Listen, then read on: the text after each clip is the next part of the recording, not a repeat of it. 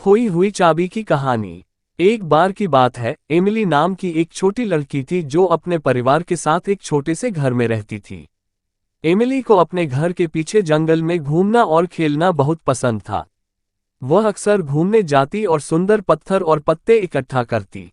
लेकिन एक चीज थी जो उसे सबसे ज्यादा पसंद थी, और वह थी उसका खजाना बक्सा जहां वह अपना सारा खजाना रखती थी। बॉक्स में एक छोटी सी सुनहरी चाबी थी जो उसे खोलती थी। एक दिन खोजबीन के दौरान एमिली को यह एहसास हुआ कि उसने अपनी चाबी खो दी है। उसने हर जगह ढूंढा लेकिन कहीं पता नहीं चला। वह बहुत दुखी थी और उसने सोचा कि वह फिर कभी अपना खजाना बॉक्स नहीं खोल पाएगी। इसलिए उसका मन बहुत ही दुख हुआ।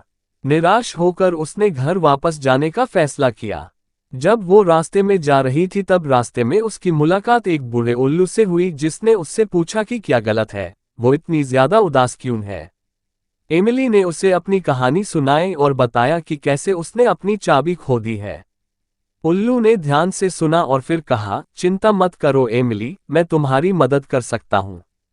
उल्लू एमिली के साथ जंगल में एक छोटे तालाब की ओर उड़ गया।